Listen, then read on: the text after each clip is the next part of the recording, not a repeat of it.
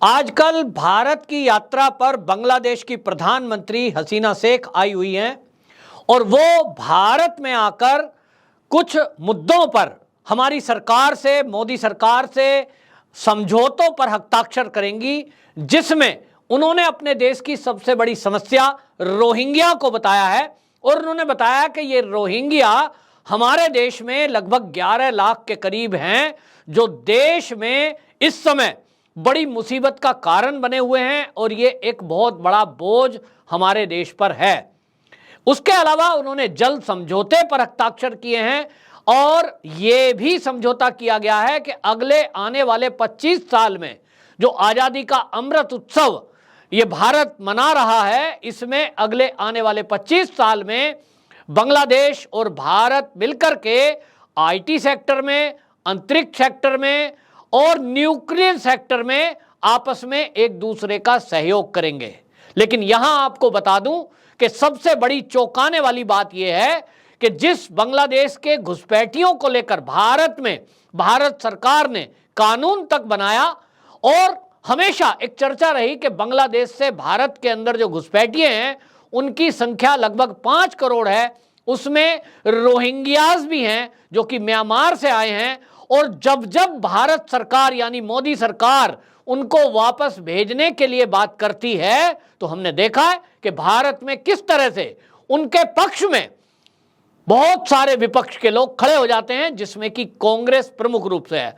हमने देखा कि जब मोदी सरकार सीएए कानून ला रही थी और उसके बाद एनआरसी लागू करने की बात की तो किस तरह से इस देश का विपक्ष सड़कों पर उतरने को आमादा हो गया।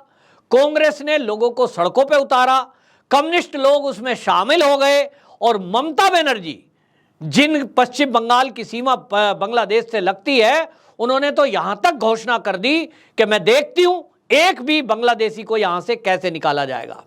अब यह ताज्जुब की बात है कि आप देखिए कि जहां जो देश के घुसपैठिए हमारे देश में 5 करोड़ के करीब हैं, हसीना शेख केवल 11 लाख रोहिंग्याओं को लेकर यह कह रही हैं कि हमारे देश में बहुत बड़ा बोझ है। और हमारे देश के लोग 5 करोड़ बांग्लादेशी घुसपैठिए, जिसमें रोहिंग्या भी हैं, वो हमारे देश में हैं। कुछ लोग धर्म के नाम पर उनका साथ देने को तैयार खड़े हैं कि साहब इनको वापस नहीं जाने देंगे, क्यों एनआरसी लागू होगी, हम तो कागज नहीं दिखाएंगे।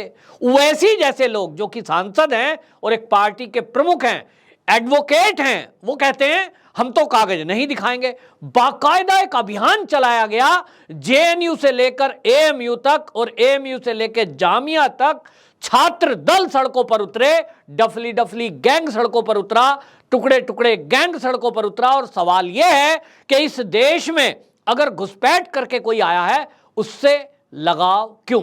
क्या इस देश को अस्थिर करने में कुछ लोगों को आनंद आता है? सवाल तो यह है। उनको सीखना चाहिए कि हसीना शेख आज हमारे देश में है। उन्होंने बाकायदा पत्रकार वार्ता में यह बात करते हुए कहा है कि हम भारत में आए हैं, भारत सरकार से हम सहयोग मांग रहे हैं कि हमारे देश में जो रोहिंग्या हमारे लिए बोझ बन चुके हैं उनको कैसे वापस उनके देश पहुंचाया जाए, इसमें सरकार हमारी मदद करे। अब आप समझ सकते हैं कि जिस देश में जो हमारी अर्थव्यवस्था, बांग्लादेश की स्थिति पिछले साल तक 2020 तक ऐसी थी कि प्रति व्यक्ति आय बांग्लादेश की भारत की तुलना में 20% ज्यादा थी। लेकिन वहां इसी तरह के घुसपैठ और फिर कोरोना काल के कारण जो उद्योग धंधे बंद हुए, उसके कारण से आज बांग्लादेश की हालत वो है कि वो श्रीलंका की तरह चीन के कर्जे में आने वाला है और वहां बड़ी संख्या में बैंकों पर कर्जा है। और ये कर्जा आपको बता दें दिन प्रतिदिन बढ़ता जा रहा है। जो 2020 में प्रति व्यक्ति की आय 20% ज्यादा थी, जिस देश की हालत ऐसी थी कि उनका विदेशी मुद्रा भंडार अब 2021 में 40 अरब डॉलर नीचे आया है। और यह हुआ है कोरोना की काल से।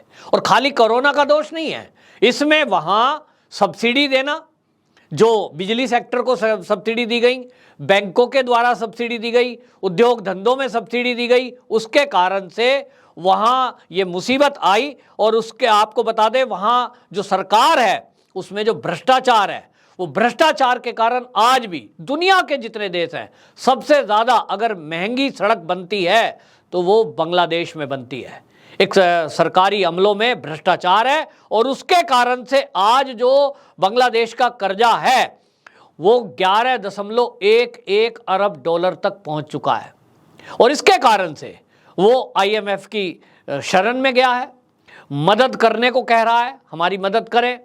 और आज ये भी समझने की जरूरत है कि जो लोग मोदी सरकार पर सवाल उठा रहे थे कि साहब पेट्रोल के रेट क्यों नहीं कम कर रहे हैं, ये सब्सिडी गैस की क्यों कम कर दी है, उन लोगों को ये सीखना चाहिए कि श्रीलंका में क्या हो रहा है, पाकिस्तान की कंगाली हालत क्या है, और आज बांग्लादेश को भी समझने की जरूरत है। ये हमारे आसपास के देश हैं जिनकी हालत इस 2 साल के कोरोना काल में आज ये हो गई है कि चीन का डायरेक्ट उनके ऊपर जो इन्वेस्टमेंट है, जो उन्होंने कर्जा दिया है, उसके कारण से वो कंगाल होते जा रहे हैं और उस कंगाली के कारण इंटरफेयर सीधा सीधा चीन का वहां बढ़ रहा है।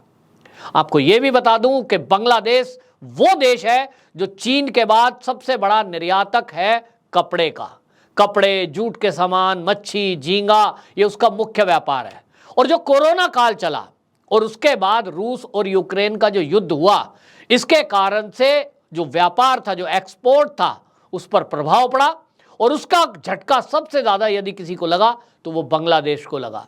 और बांग्लादेश को इस झटका लगने के कारण अब चीन की नजर उसके ऊपर है, लेकिन बांग्लादेश से हमारे देश के संबंध जो हैं उसके कारण से और आज मोदी सरकार की जो विदेश नीति है उसके चलते शेख हसीना भारत आई हैं और उन्होंने चीन के बजाय भारत से ये उम्मीद जताई है कि भारत उनकी इस डूबती हुई अर्थव्यवस्था की स्थिति में मदद करेगा। यहां विपक्षी दलों को ये करारा तमाचा है। जो लोग मोदी सरकार की नीतियों पर सवाल उठा रहे थे, जो लोग मोदी सरकार को महंगाई के नाम पर घेरने की बातें कर रहे थे, जो लोग पेट्रोल को लेकर यदा कदा सोशल मीडिया और मीडिया में रोते रहते हैं कि साहब 100 के पार चला गया, भाई ये बात समझने की है कि हमारे आसपास के जितने देश हैं, बल्कि दुनिया की जो महाशक्ति हैं, उनकी हालत इस कोरोना काल में उद्योग धंधे बंद होने से और फ्री वैक्सीन देने से, कोरोना का इलाज देने से, इसके कारण जो अर्थव्यवस्था पटरी से उतरी है, उसके कारण आज देशों की हालत क्या है। उसके बदले भारत की स्थिति आज इतनी मजबूत है कि हम $5 ट्रिलियन इकोनॉमी बनाने के लक्ष्य की तरफ लगातार बढ़ रहे हैं। अभी पिछले ही दिनों जो वर्ल्ड के आंकड़े आए उसमें भारत 5वीं सबसे बड़ी अर्थव्यवस्था दुनिया की बना है। यह सब इसलिए हुआ है कि मोदी सरकार इस बात को जानती थी कि एक तरफ कोरोना काल है, उद्योग धंधे बंद हुए हैं, एक्सपोर्ट पर असर पड़ा है और इसी तरह भारत को कच्चा तेल जो यूक्रेन से लेता था उस पर असर पड़ा है। इसलिए भारत ने एक स्टैंड लिया और दामों को कम नहीं किया, सब्सिडी को बढ़ाया नहीं। मतलब सब्सिडी अगर आप बढ़ा दें तो दाम कम हो जाएंगे। राज्य सरकारों को यह कहा गया कि आप अपने हिस्से का टैक्स कम करें तो जनता को पेट्रोल कम मिलेगा। उत्तर प्रदेश ने 5 रुपए कम किए थे, आपको याद होगा, और इसलिए दिल्ली से सस्ता पेट्रोल और डीजल यूपी में मिल रहा है। राज्य सरकार अपने हिस्से का पैसा घटाना नहीं चाहती और वो चाह रहे थे कि केंद्र से लगातार सब्सिडी बढ़ती रहे। अगर ऐसा होता तो आज भारत की जो अर्थव्यवस्था है, जो भारत आज मजबूती के साथ खड़ा है, वो शायद नहीं रह पाता। हमको ये बात ध्यान में रखना चाहिए कि आप श्रीलंका का हालत देख रहे हैं, श्रीलंका का हाल क्या हो रहा है। वहां आज चीन के युद्धपोत आकर के जबरदस्ती खड़े हो गए हैं और समझौतों के तहत वो मना नहीं कर सकता। इसी तरह आज बांग्लादेश की स्थिति को भी स्टडी करने की जरूरत है कि पिछले 2 साल के अंदर जो बांग्लादेश, आपको बता दूं, अभी तक भारत, पाकिस्तान, मालदीव, श्रीलंका, भूटान और नेपाल, इससे अच्छी उसकी स्थिति थी। जीडीपी में स्थिति उसकी अच्छी थी, लेकिन आज की डेट में उसका जो विदेशी मुद्रा भंडार है $40 अरब नीचे आया है। और ये जो स्थिति हुई है, ये दूरदर्शिता ना समझने के कारण, भ्रष्टाचार के कारण आज मोदी सरकार ईडी और इनकम टैक्स के जरिए जो लगातार छापेमारी कर रही है, भ्रष्टाचारियों पर जो नकेल कसने की जो कोशिश की जा रही है मोदी सरकार के द्वारा, विरोधी दल, विपक्षी दल खास तौर पर मोदी सरकार को भले ही घेर रहे हो, देश के लिए यह बहुत ही अच्छा कदम है। और भ्रष्टाचारियों पर नकेल यदि ना कसी होती, मोदी सरकार स्वयं भ्रष्टाचार में यदि लिप्त होती, तो सोचिए इस देश का क्या होता। पहले की सरकारों में क्या हुआ है, खाओ और खिलाओ। मोदी सरकार आई तो इन्होंने उस नारे को उलट दिया, ना खाऊंगा ना खाने दूंगा। ऊपर जितने भी मंत्रालय में लोग बैठे हैं, टॉप ब्यूरोक्रेसी हमारे देश की है, वहां भ्रष्टाचार को शून्य किया गया, जिसके कारण निचले स्तर तक वो आते आते ये हालत है कि आज अगर ईडी कहीं छापे मारने जाती है तो करोड़ों रुपए बरामद करके घर आती है, कहीं सेटलमेंट नहीं होता है। ये तब होता है कि जब जो शीर्ष पर बैठे हुए लोग हैं उनके खुद के जीवन में ईमानदारी है। और इसी का नतीजा है कि हमारे देश में जो केंद्र सरकार आज है, हमारा सौभाग्य है कि वहां भ्रष्टाचार नहीं है, जिसके कारण हजारों किलोमीटर हमारी सड़कें बनती हैं, हजारों किलोमीटर रेलवे लाइन बनती है, हजारों किलोमीटर हमारे यहाँ विकास के जो काम हुए हैं, जो बिजली की लाइनें बिछी हैं, उसके बावजूद हमारी अर्थव्यवस्था मजबूती के साथ खड़ी है। ये तभी हो पाया है जब सरकार में बैठे हुए लोग भ्रष्टाचार मुक्त भारत अभियान में कृत संकल्प हैं। लेकिन इस देश के विपक्ष की पोल बांग्लादेश की जो प्रधानमंत्री हमारे देश में आई हुई हैं, हसीना शेख, इन्होंने खोल दी है। जो लोग रोहिंग्याओं के पक्ष में और बांग्लादेशी घुसपैठियों के पक्ष में खड़े होकर के सड़कों पर हिंसा को अंजाम दिला रहे थे और बाकायदा सुप्रीम कोर्ट तक में चले गए कि सीए को कैसे, एनआरसी को कैसे आप लागू कर सकते हैं, उनके पक्ष में खड़े हो गए। उनको ये समझने की जरूरत है कि क्या इस देश को आप पाकिस्तान और बांग्लादेश या श्रीलंका जैसा बनाना चाहते हैं। किसी भी देश में घुसपैठिए उस देश के लिए बोझ होते हैं और वो गैर कानूनी भी है, तो इनको क्यों ना बाहर किया जाए।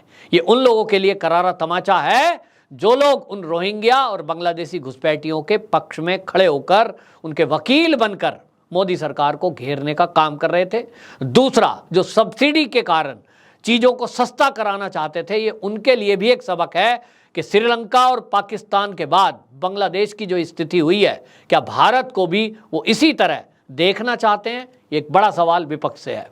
वंदे मातरम।